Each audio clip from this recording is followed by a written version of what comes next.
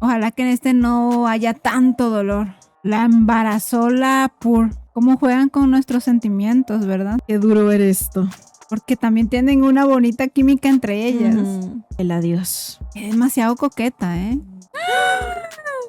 ¡Oh, oh! ¡No! ¡Es un malentendido! Eso no suena bien. Es que ella ya la ama demasiado. ¡Uy! Pero ¡Auch! ¡Se pero- dolió! ¿Pero eso qué fue? La mordió. Casi le arranca el labio. Ujú. ¡Oh! ¿En serio tanta agresión? Ay, no. Tiene que suceder. Por fin son felices. Por ahora. ¡Qué química! Pero cuando te des cuenta quién es, Ujú. no vas a decir lo mismo. Van a estar las tres juntas. Como que nos quieren matar de dolor, ¿verdad? Nos destrozan. Que la tentación no te gane porque te va a doler. No hagas eso. Que se nota claramente quién es. Uf. Ah, corazón destrozado.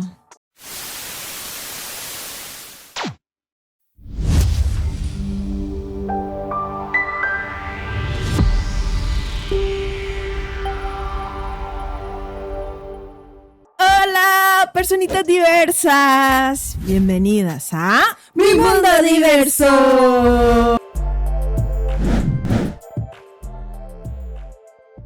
Hoy estaremos reaccionando al capítulo 7 de Roller Coaster. Entonces vayamos a verlo. Lights, camera, action.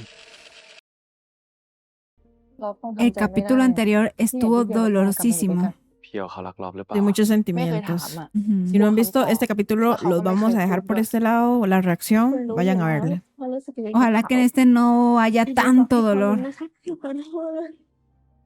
Pero creo que sí ไม่รู้จะ habrá, ทำยังไง ¿verdad? แล้วอะ De una de las dos ไหน partes อะ siempre มี va a คน haber เสียใจ dolor. อยู่ดีอะ หรออย่างเงี้ยไปแบบนี้ได้ไหม No pueden estar las tres พี่อยากคุย juntas. กับเราจริงๆนะ No es correcto. Bueno, ตอนนี้วิลล่าทำ Sí ความ puede สัมพันธ์ ser. ไป 90% No es correcto. existe el poliamor. ขอเปิดใช้งานสัปดาห์หน้าแล้วค่ะ ดีเลยค่ะ งั้นฝากคุณพลอยรีเช็คทุกอย่างให้เรียบร้อยเลยนะคะ ได้เลยค่ะ ไงจ๊ะ เป็นไงบ้าง สวยดีนะแกเป็นสัดส่วนฉันชอบว่ะ เดี๋ยวไว้ฉันพาลูกค้ามาสัมมนาที่นี่ดีกว่า อืม เฮ้ยแต่ใจกลารอันเนี้ยสวยมากคือไปได้มาจากไหน Al final sí lo compró. Ujú. โอ้งานพี่สาวคนสวยอีกแล้ว แล้วคือทำหน้าอย่างนี้ ยังตัดใจไม่ได้ละสิท่า Oh my Mm. gosh how is that possible อันนี้จริงปะเนี่ย ถามจริง ปกติฉันเห็นแกทิ้งคนอื่นตลอดเลยนะ แล้วคือไม่ได้คุยกันเลยเหรอ อืม แต่ว่าเป็นอย่างนี้มันก็ดีแล้วอะ ถามจริง อืม ไหวปะเนี่ย ฉันไม่เชื่อแกหรอก พูดยังไม่ทันขาดคำ ไหวจริง La ปะเนี่ย embarazó la คุณ Pur. รอแฝงได้ไหมคะ ไหว Ok. แม่จีนขนาดเนี้ยกินข้าวบ้างป้าถามจริง Si se pudiera, yo creo que la que embaraza sería ella, más bien, ปากบอกว่า Apul. ไหวร่างกายมันพอ No, แล้ว también la โอ Pur. เคค่ะแบบนี้ไปพักก็ได้ Como que ambas ไป dos. คะ อืม เดี๋ยว เสร็จแล้ว ฝากเช็คงานตรงนี้ให้เรียบร้อยด้วยนะคะ แล้วก็ฝากบอกพี่ออนด้วยว่า ถ้ามีคนชื่อเพียวโทรมา ให้บอกว่าลอฟไม่อยู่ ได้ค่ะคุณรอ Siento que ha estado Ay, como muy ojalá. triste, muy มีอะไร débil. ปะ Ujú. บอกมาเล่าให้ Nos ฟังหน่อยเป็น quitas ไร la ilusión. Claro.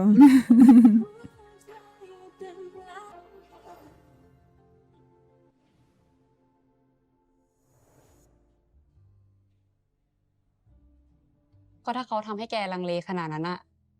มีอะไรต้องคิดอีกวะ ฉันติดต่อเขาไม่ได้มาเป็นอาทิตย์แล้วนะเว้ย หรือว่า เขาจะมีคนอื่นไปแล้ววะ ไม่เร็วไปเหรอวะ อื้อหือทีตอนเขาสปาร์กกับแก ก็ไม่ได้ใช้เวลานานซะหน่อย Pero es diferente. อืม แกไม่เคยเป็นอย่างนี้เลยนะเว้ย ไม่เคยปล่อยตัวปล่อยใจขนาดนี้เลย ดีมากเลยเหรอคนเนี้ย อืม หมายถึงอะไรที่ว่าดี ก็ทุกอย่างอะแหละ แล้ว Que lo tiene todo.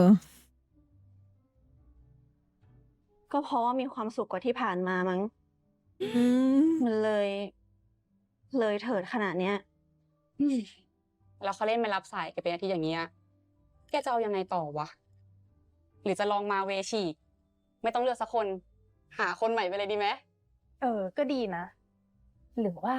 จะกลับไปหาพี่แอร์ บ้าเหรอ ฉันทำกับเขาขนาดนั้นน่ะ ต่อให้กลับมาอยู่ด้วยกันนะ จะอยู่กันแบบไว้ใจได้ไงอะ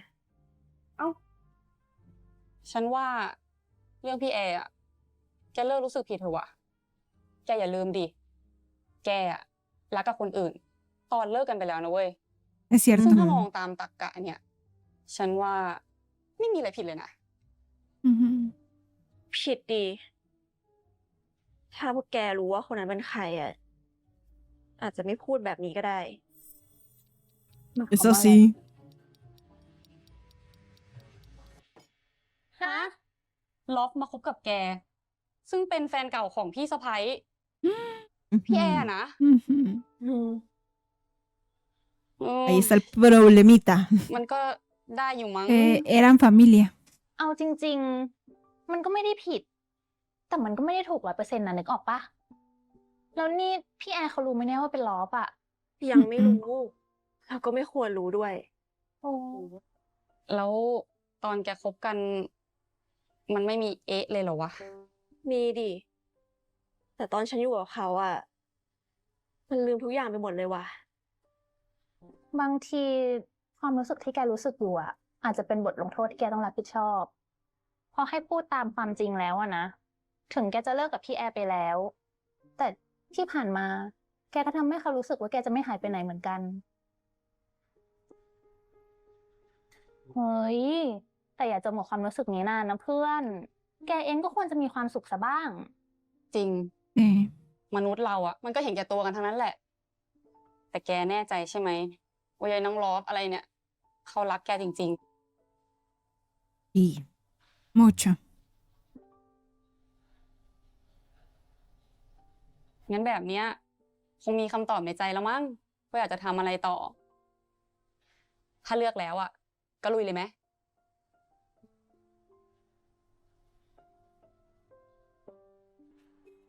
Qué difícil, ¿eh?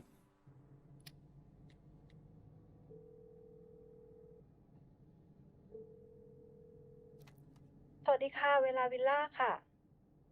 สวัสดีค่ะ ขอสายคุณลอฟค่ะ Mm, เพียวค่ะ mm. คุณเพียวคือว่าคุณลอฟเขาไม่อยู่ค่ะ Hubiera dicho otro nombre. Pero ถ้า ella ล no อฟกลับ sabe. มาแล้ว Ujú. ฝากบอกว่าเพียวโทรหาได้ไหมคะ ค่ะได้ค่ะ ขอบคุณนะคะ Pero lo hubiera intentado, a ver. Ujú, sí.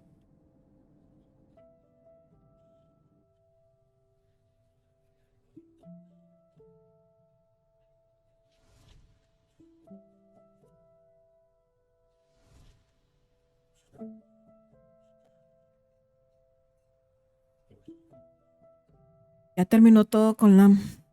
Sí, ya no está casada.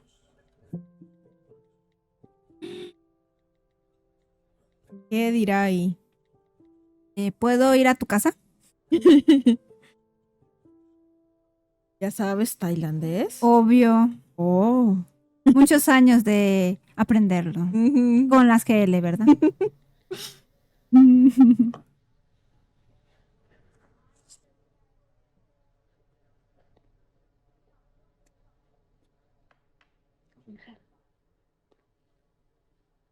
Qué triste todo para ella, ¿verdad? Es que llegó muy tarde ya. Sí. Si se hubiera decidido antes. Ujú.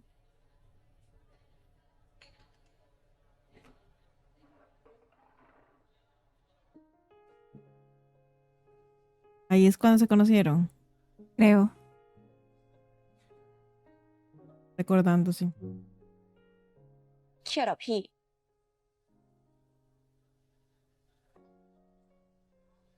Ella habló primero. สั่งไวน์ไปกินคนเดียวทั้งขวดอย่างเงี้ย น่าจะหนักอยู่นะ เครียดเรื่องอะไรอะไม่ใช่เรื่องของน้องแล้วกันอุ๊ย Mm. แรงอะเอางี้ไหมระหว่างเรื่องของหนูกับพี่อะถ้าใครฟักกับกว่า คนนั้นชนะ คนแพ้เลี้ยงเหล้า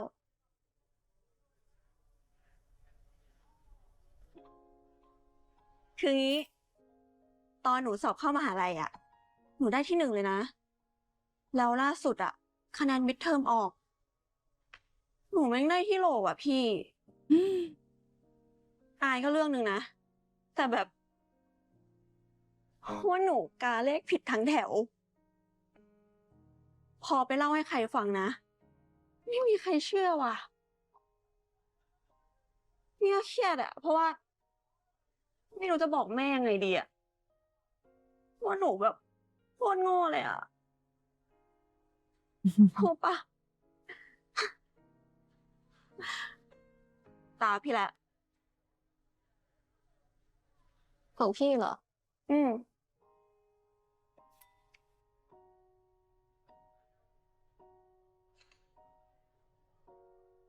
ก็แค่แม่บังคับ ให้ทำงานต่อที่บริษัทของคุณพ่อ แถมยังบังคับต่อให้เรียนปอโทอีกแต่รู้อะไรปะ ไม่ใช่ปอโทในไทยนะ ปอโทที่อังกฤษ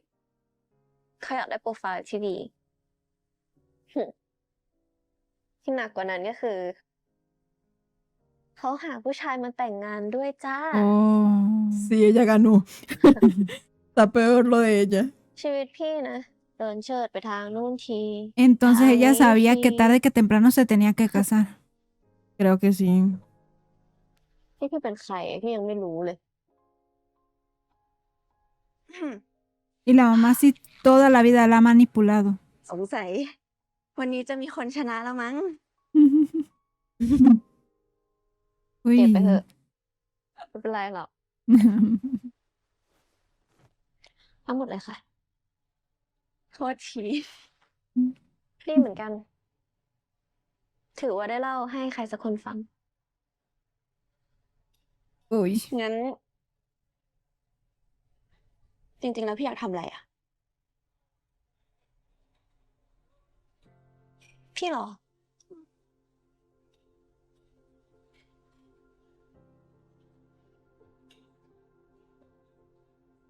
พี่อยากพักอะอยากเที่ยว อยากไปดูงานอาร์ตตามที่ต่างๆ อยากเปิดแกลเลอรี่เล็กๆ ให้อาร์ติสต์เขาเอาผลงานมาโชว์ แล้วพี่ Oh. ก็จะได้เสพผลงานพวกนั้นด้วย เฮ้ย Por พี่ eso abrió eso. งั้นเรามาโคกันได้นะ พี่เอาเรียนไฟน์อาร์ต ชอบงานปั้นมาก แล้วก็อยากมีสตูเป็นของตัวเองด้วย ใหญ่ ๆ เลย Mm. จริง ๆ นะ Tenían metas parecidas. Ujú. เอาสิ Y ว่าง les ๆก็สอน gusta el พี่ปั้นด้วย arte. ละกัน Ujú.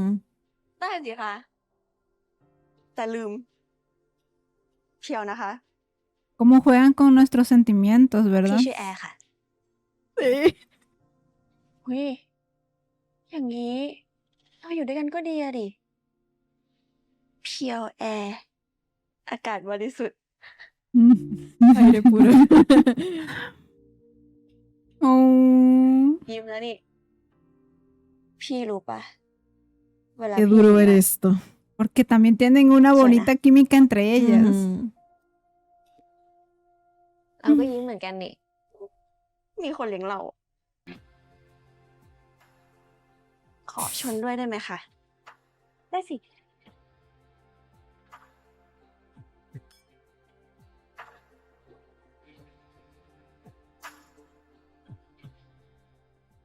ยินดีที่ได้รู้จักนะคะ พี่แอร์ ยินดีเช่นกันค่ะคุณเพียว ไม่สาวอาร์ติส No ต์ puede ที่ ser. กาผิดทุกข้อ เฮ้ย พี่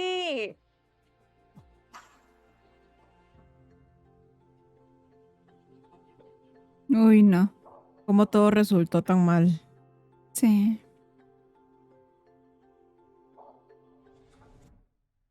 Oh.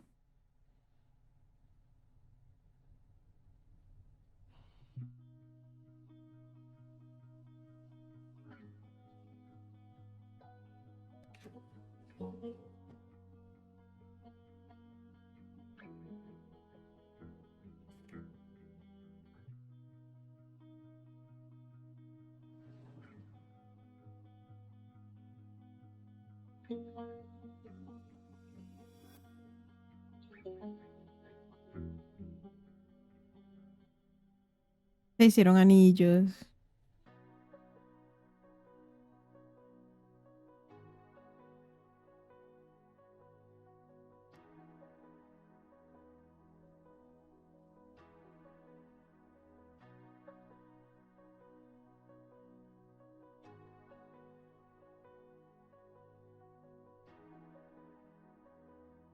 Como si ya no fuera suficiente dolor, ¿verdad?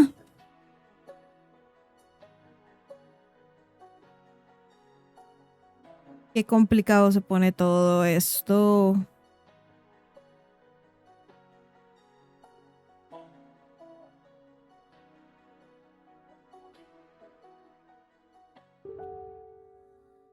Qué dolor. Oh.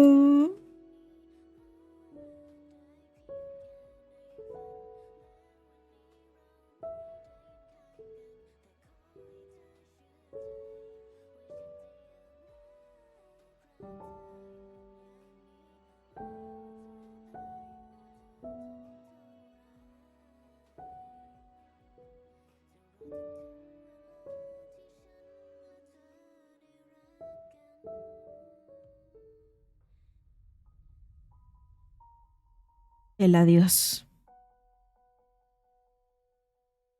ขับรถไปเพชรบุรี ตอนนี้เนี่ยนะ ยังไม่รู้อ่ะ แต่รู้แค่ว่า ครั้งนี้ฉันจะไม่เป็นฝ่ายรออีกต่อไปแล้วอ่ะ อือหือ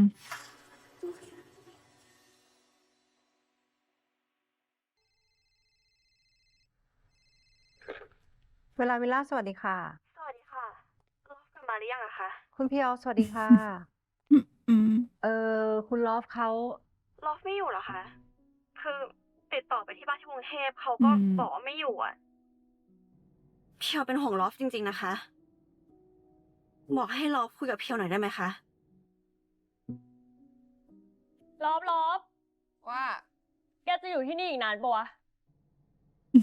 Qué buena. สักพักหนึ่งอะทำไมวะ จะอยู่ยาวเลยเหรอ อยากรู้เฉยๆ La ayudó. ขอบคุณนะคะ อืม อ๋อ ยินดีค่ะ เราคงช่วยเขาได้แค่นี้แหละพี่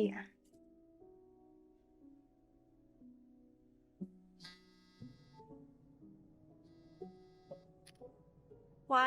ถามจริง ขับรถไปเพชรบุรี ตอนนี้เนี่ยนะ แล้วถ้าเขามีคนอื่นล่ะเพียว แกจะทำยังไง ยังไม่รู้อ่ะ แต่รู้แค่ว่า ครั้งนี้ฉันจะไม่เป็นฝ่ายรออีกต่อไปแล้วอ่ะ อือหือ Sí, eso es lo que tuvo que haber hecho desde un principio. Ir a buscarla. Sí, porque la puede perder. Ujú. Porque la otra cree que no la eligió. Sí, está como triste y no quiere como hablar con ella porque piensa que ella le va a decir, oye, ya elegí a él. ขวดเมื่อกี้กินไปจิบเดียวเองอะ ก็ไม่ชอบเวลาตัวเองตื่นมาแล้วแฮงก์อ่ะ เขาน่าจะผลิตแบบที่กินมาแล้วไม่แฮงก์เนาะ จะกินมันทุกวันเลย Todo el mundo lo มันอาจจะ tomaría. มีก็ได้นะคะ แค่คุณลอฟอาจจะยังหาไม่เจอ ลองไปทางพวกโซจู สาเก วอดก้า เหล้าขาวไหมคะ อาจจะไม่เมาก็ได้นะคะ ลองมาหมดแล้ว ไม่มีหรอก อืม ไม่มีก็ไม่กิน หักดิบแบบที่พลอยบอกนั่นแหละ จริงๆพลอยก็กินเยอะมากไม่ได้หรอกนะคะพลอยต้องเตรียมร่างกายไว้นะคะพลอยกับแฟนวางแผนจะมีลูกกันนะคะ จริงปะเนี่ย congratulation นะ อย่าเพิ่งคอนแกรสค่ะ Estaba a punto de preocuparme yo con esas botellas เดี๋ย de วรอ vino. น้องมาก่อนแล้วค่อยคอนแกรส Tiene นะคะ pareja. โอเค แล้วคุณลอฟอยากมีลูกไหมคะ เมื่อก่อนไม่เคยคิดหรอก เอ็มเคยบอกว่าเราจะไม่อยากมีลูก จนกว่าเราจะได้เจอใครที่เรารักมากๆ มากพอที่เราอยากจะเห็นส่วนหนึ่งของเราและเขา เติบโตขึ้นมา qué lindo. Eso es verdad, sí. เขาก็พูดถูกนะคะ ว่าแต่คุณลอฟเจอคนนั้นหรือยังคะ Sí. เจอแล้วค่ะ แต่มันคงเป็นไปไม่ได้แล้วแหละ Mm. Eso es lo que tú crees. Ujú. ไม่ดึงดาวแล้วกันนะคะ Todo por no งั้น querer เดี๋ hablar ยว con วันนี้ ella. พอยอมให้คุณ Ujú. ลอฟคอนแกร Es que está huyendo de sus sentimientos. แต่ว่าเอาเป็นเรื่องอะไรดี อืม งั้นคอนแกรสเรื่องที่เราจะไม่ได้ดื่มกันไปอีกนานดีไหมแต่ขอชนน้ำเปล่านะ แรงมากค่ะ แต่ก็ได้ค่ะ Cheers Easy girl Uy. Mm. Como ya va a ser su última copa de vino, se emocionó. ไปล้างในห้องน้ำไป เดี๋ยวเก็บให้ ได้ ไป เลอะหมดละ โอ๊ย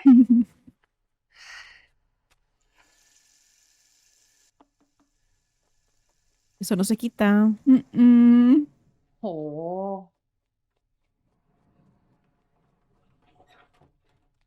เลอะเยอะเหมือนกันนะเนี่ย ถอดเสื้อมา เดี๋ยวซักให้ Oh. อะไรนะคะ ไม่เป็นไรค่ะคุณลอฟพลอยเกรงใจนะคะ จะเขินอะไร เลอะเยอะขนาดเนี้ย กว่าจะเดินถึงห้องอีก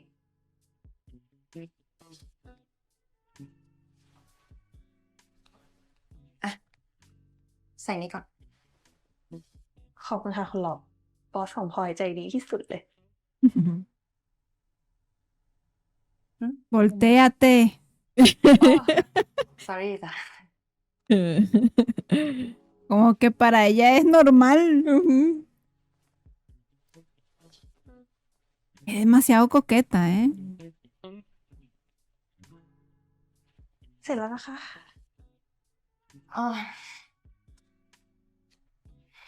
โอเค เสื้อ พี่เพียว Oh, oh. Es un malentendido. คุณเพียวค่ะเฮ้ยไม่เป็นไรค่ะ พี่เพียว พี่เพียว Ah. Y luego es que Love tiene una fama así de coqueta. Pero esta vez no hizo nada malo. No. De hecho, desde que está con ella no ha hecho nada más que estar con ella. Pero es que como la amiga le decía, ¿y si ya tiene a otra? Ujú. Entonces le clavó eso ahí. La espinita. Ujú. Ojalá la encuentre. คอเพียว No creo que se haya ido, sí. No, porque está como muy largo el lugar, Ujú. ¿no? Ay, no.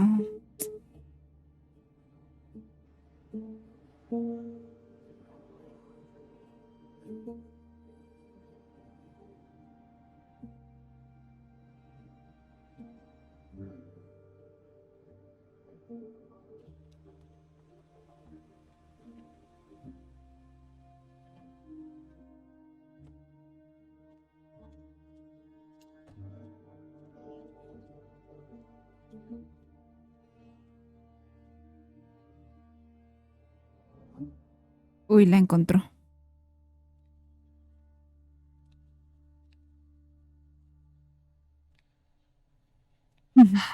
คือพอเขาเป็นเลขาคนใหม่อะรอบแค่ชวนเขามานั่งคุยเป็นเพื่อนเฉย Eso no suena ๆมัน bien. ไม่ได้มีอะไรที่พี่คิดจริงๆนะ พูดไปมันก็เหมือนล้อแก้ตัว แต่มันไม่ได้มีอะไรแบบนั้นจริง แล้วทำไมต้องบล็อกทุกทางอะคิดจะตัดขาดกับพี่ไปตลอดเลยใช่ปะ Mm. ๆ ถ้าล็อกต้องอยู่ โดยให้รู้ว่าพี่เพียวเป็นของคนอื่นอะล็อกยังทำใจไม่ได้ พี่ก็เหมือนกัน ต้องขอบคุณน้องเขานะ พอเห็นเขาอยู่กับลอฟอะมันทำให้พี่รู้ใจตัวเองมากขึ้น เพราะถ้าไม่รู้สึกอะไรกับลอฟอะพี่คงกลับกรุงเทพไปแล้ว Uy. Eso sí es cierto. พี่เพียวเลยมาที่นี่แทน ลอฟพี่กับพี่แอร์เราจบกันแล้วนะ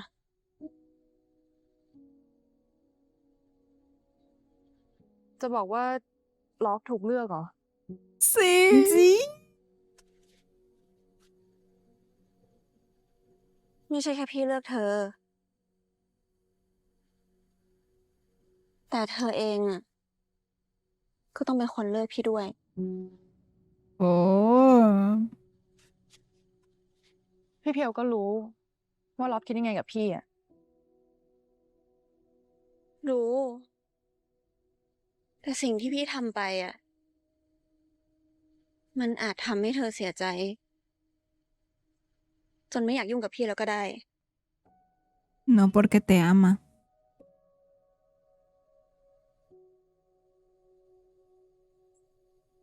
การที่ลอฟได้รักพี่เพียวอ่ะ มันทำให้ลอฟเจ็บ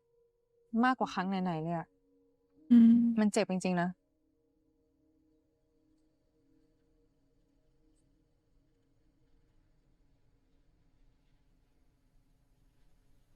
แต่ลอฟก็จะเลือกทางที่ไม่ทำให้ตัวเองเสียใจทีหลังเหมือนกัน Ese camino eres tú. Oh.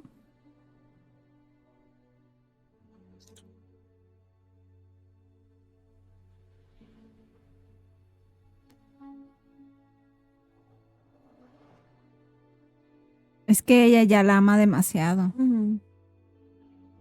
Se enamoró completamente. พี่ยังมาทันใช่ไหม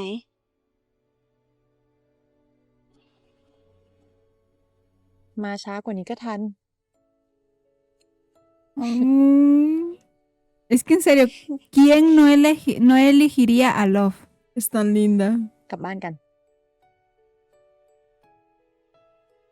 หายงอนแล้วนะ Es como muy paciente, ¿sabes? Algo que ya no se encuentra. La paciencia.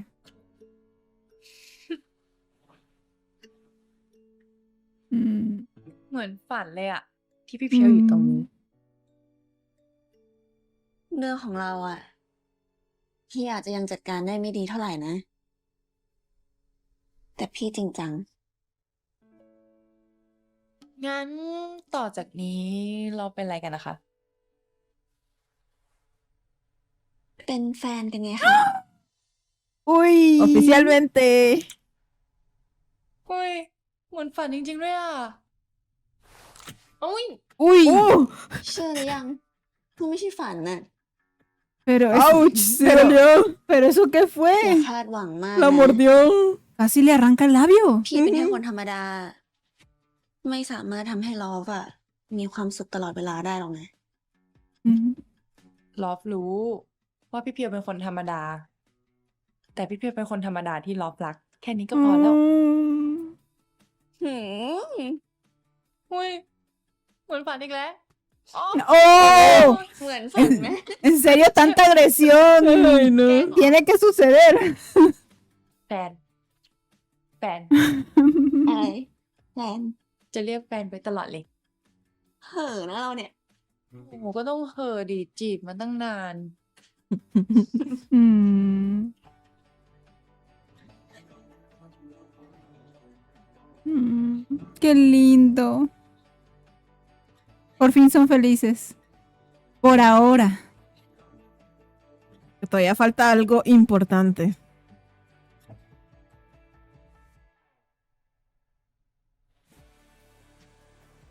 Decirle a la ex cuñada.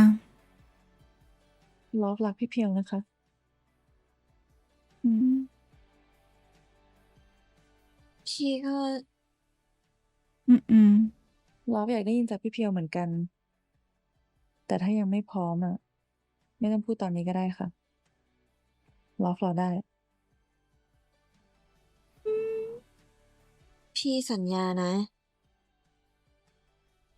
ว่าพี่จะไม่ทำให้ลอฟเสียใจอีกอะ Oh. Si es que ella no se merece que la lastimen.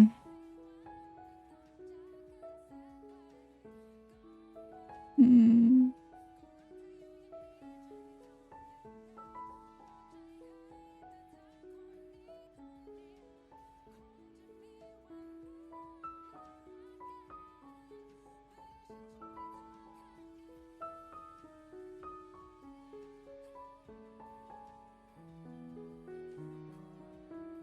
qué química.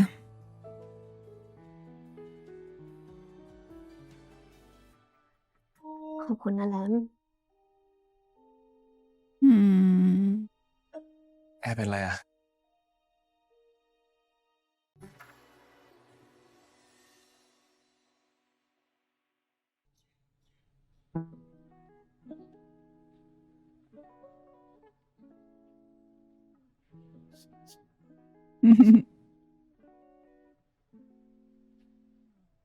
โอ้พี่เพียวอย่าจ้องสิ เลือกสีไม่ถูกแล้วเนี่ย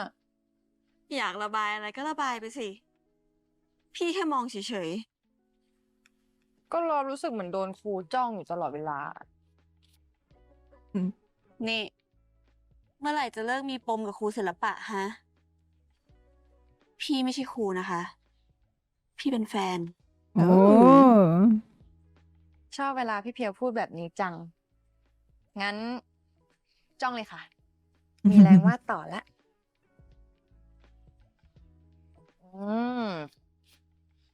เสร็จละ ไหนไปดูหน่อยสิ ท่าดา Uy, qué feo. เออ Lo siento. โอ้ ¿Qué es eso? ก็ลอฟไม่ใช่ศิลปินนี่นา Mm, ได้แค่นี้ก็สวยแล้ว แต่ลอฟวาดจากใจเลยนะคะอันเนี้ย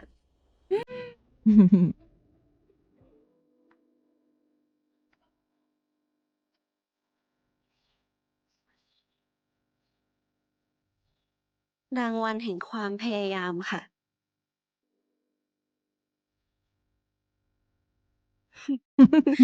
มองแบบเนี้ย ไม่เคยโดนจูบหรือไง เคยค่ะ แต่จูบแบบเมื่อกี้ก็ตื่นเต้นดีนะคะ ชอบจังเลยนะ mm. ความตื่นเต้นเนี่ย เอ่อลอฟถามอะไรได้ไหมคะ หึ กับพี่แอร์นี่จบยังไงเหรอคะ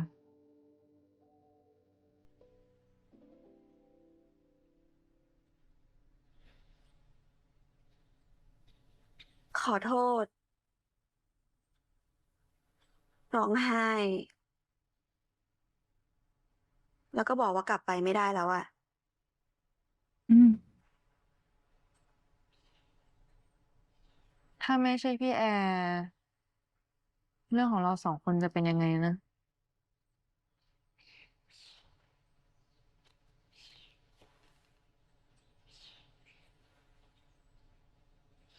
พี่แอร์อะเขาทำเรื่องคนอื่นให้ง่ายหมดแหละ แต่เรื่องตัวเองอะชอบทำให้ยาก ก็ว่าเขารักพี่เพียวไง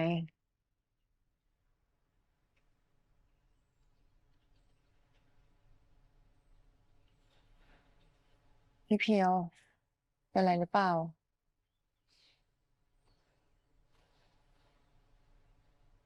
คือพี่แอร์เขายังไม่รู้เรื่องของเราอะ El problemita. แล้ว Ujú. พี่เพียวจะบอกพี่แอร์ไหม Va a estar difícil. เดี๋ยวลอฟบอกเองก็ได้นะ ลอฟรู้สึกผิดอะแล้วลอฟก็ไม่อยากคบใครหลบๆซ่อนๆอีกแล้ว ยังไงวันหนึ่งพี่แอร์ก็ต้องรู้เรื่องของเราอยู่ดี Sí. พี่อยากบอกเองอะขอเวลาหน่อยนะ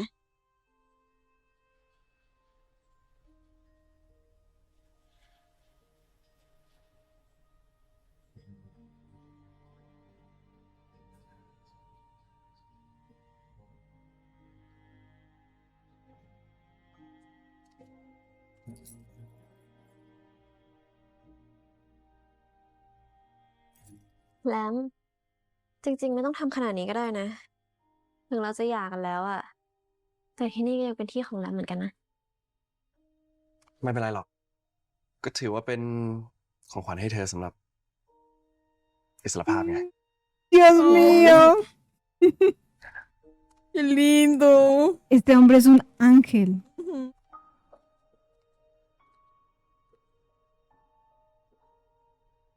อืม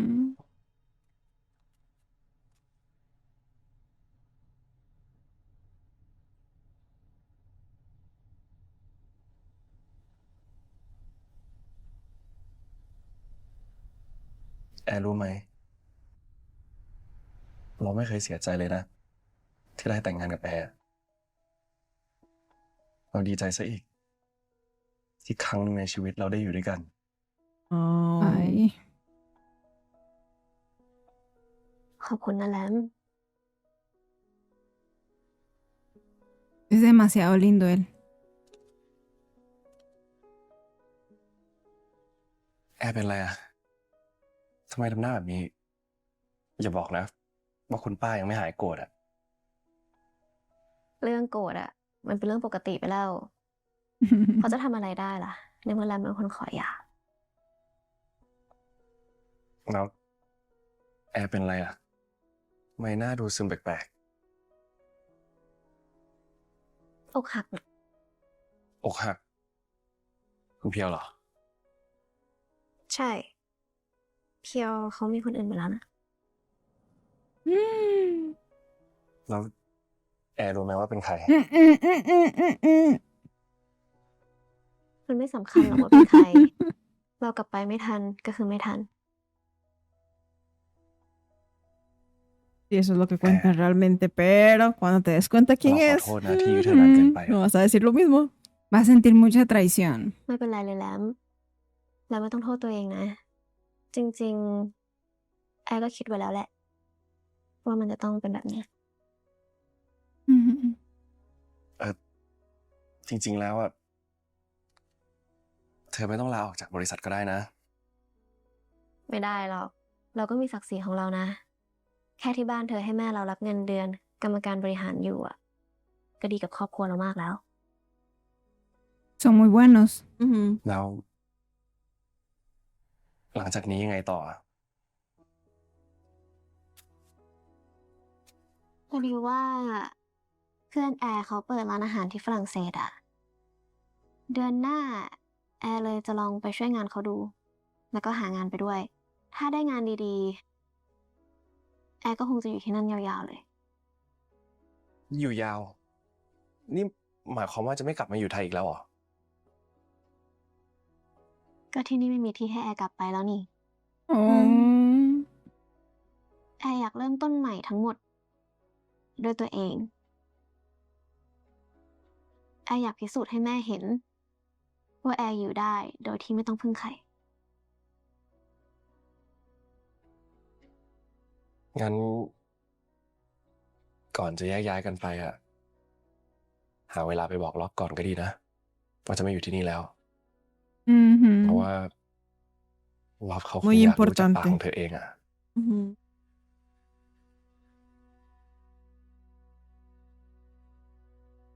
พี่แอร์กำลังจะไปฝรั่งเศสแล้วอะล็อบกลัวว่าถ้าไม่บอกพี่แอร์ตอนเนี้ยเรื่องมันจะยืดเยื้อกันไปใหญ่ ฝรั่งเศส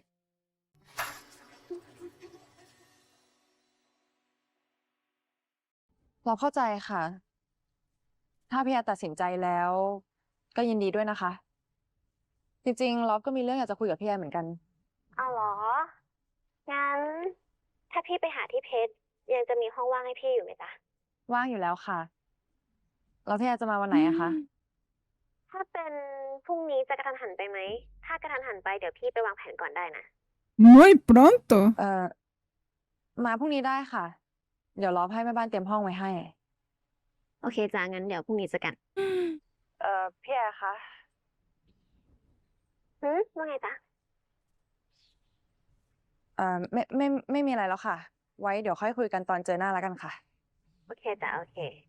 งั้นเจอกันนะ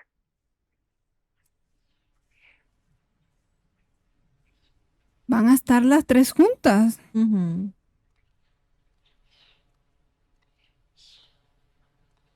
Pero ya es momento de que le digan. Pero qué dura que esté, Sí, pero no, qué no duro me- que estén juntas ellas. พวกพี่จะคุยกับพี่แอร์เองอะ ล็อบขอโทษ ที่ไม่ปรึกษาพี่เพียวก่อน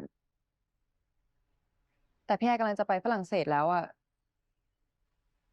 ล็อบกลัวว่าถ้าไม่บอกพี่แอร์ตอนเนี้ย เรื่องมันจะยืดเยื้อกันไปใหญ่ ฝรั่งเศส พี่แอร์จะลงมาที่นี่พรุ่งนี้ พี่เพียวอยากกลับกรุงเทพก่อนไหม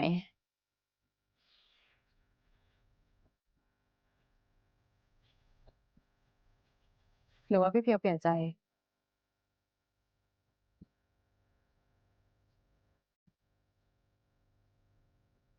พี่สัญญากับลอฟแล้วไงว่าพี่จะไม่ทำให้ลอฟเสียใจอีกอะ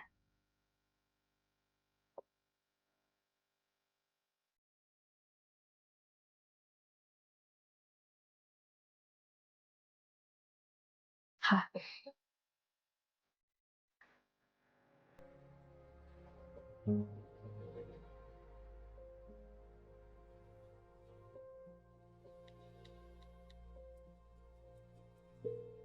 No está en casa.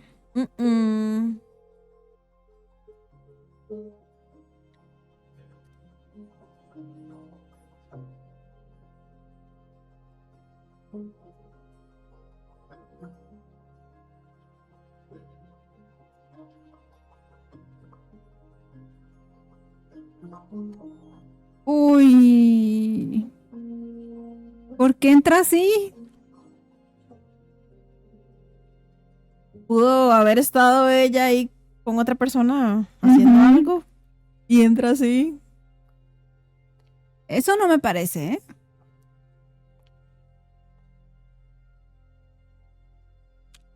Ah, es que le quería dejar la llave. Y no se la pudo dejar por debajo de la puerta. Y el regalito. No se lo pudo dejar por ahí, por abajo. ¿Para qué entra? Ay.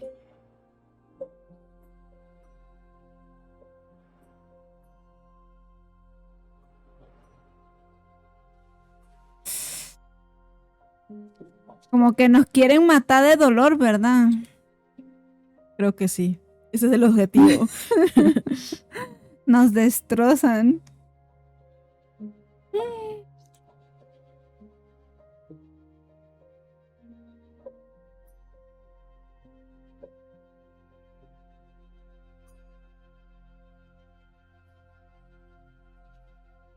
Bueno, ya dejo la llave, ya dejo el regalo, ya.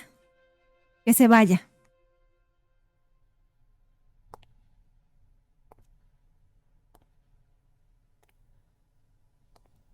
Siento que el estar ahí es como sentir más dolor, ¿no?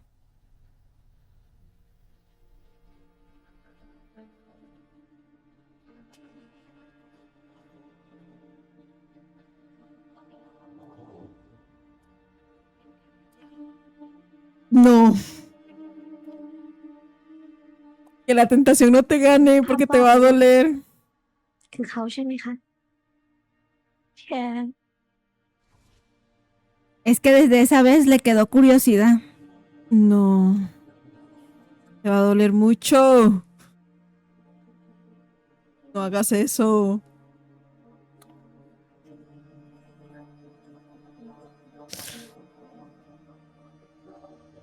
Uy.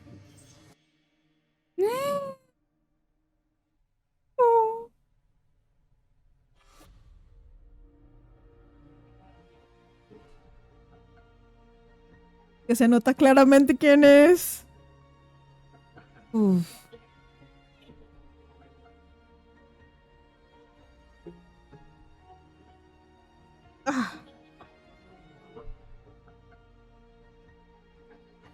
Por eso quería que se fuera.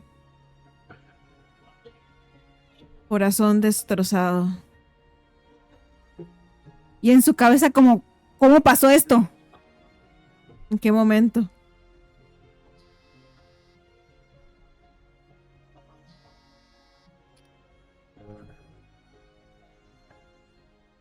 Love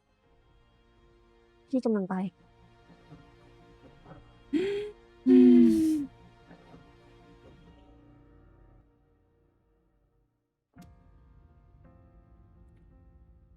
ล็อบแค่อยากทำอะไรให้มันถูกต้องอะ พี่ตัดสินใจแล้วค่ะ เรามาทำสิ่งที่จะไม่ทำให้เสียใจทีหลังกันเถอะนะ Ay. ไปคนอื่นไม่ได้แล้ว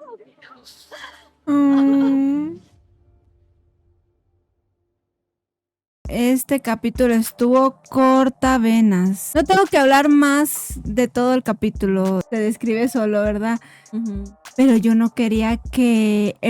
entrara a la casa de Pur, porque yo sabía que esa curiosidad que le había quedado del capítulo anterior de ver el cuadro, lo iba a hacer. Y lo vio y... la verdad que yo quería llorar porque es demasiado triste, porque ella sintió traición y aparte a como está dibujada Love, como con una sonrisa un poco coqueta, uy, eso es como lo que desgarra más, ¿no? Sí, y también ver un poco en este capítulo como de lo felices que fueron o del encuentro que tuvieron Puri y O sea, nos dieron cosas bastante tristes en el que uno decía, ay, es que yo quiero que se quede con Love, pero también con él. Entonces fue un capítulo lleno de sentimientos tristes, pero también hubo cosita bonita, ¿verdad? De que Love y Pur ya están juntas como pareja y pues se aman un montón. Pero sí, es que volver a un viejo amor ya es más difícil. Yo creo que yo no me vuelvo a meter en esta clase de series porque de las dos formas uno quiere que se quede o con Love o con o sea, con las dos se ve muy bien, entonces es muy difícil, no la pusieron muy difícil. No digas eso, vamos a volver a este tipo de series. Sí, yo sé que uno dice que no y luego vuelve a lo mismo. Cae en lo mismo. Sí. Y Lam es un ángel. Sí, se merece que le llegue una chica buena y que lo ame. Igual Vamos a ver el siguiente capítulo que no estoy preparada para el final. Sí. Que este fue el penúltimo capítulo. Ya el próximo sería el final. Y no queremos que termine. Bueno, personitas diversas, este es su momento de comentarnos qué tal les pareció este episodio, el penúltimo episodio antes del gran final. Nos gustaría saber cómo se sintieron, si sintieron tristes como nosotras. Entonces déjenlo aquí en los comentarios y los vamos a estar leyendo. Y si les gusta esta reacción, nos ayudarían mucho si comparten este video, se suscriben y dan like. Sí, y recuerden tocar a la campanita para que YouTube le notifique cuando subamos el próximo video. Y por aquí les estaremos dejando las reacciones a los capítulos anteriores. Vayan a verlas antes del final para que juntos revivamos todo lo que vimos en esta serie. Y nos vemos en el capítulo final. ¡Adiós!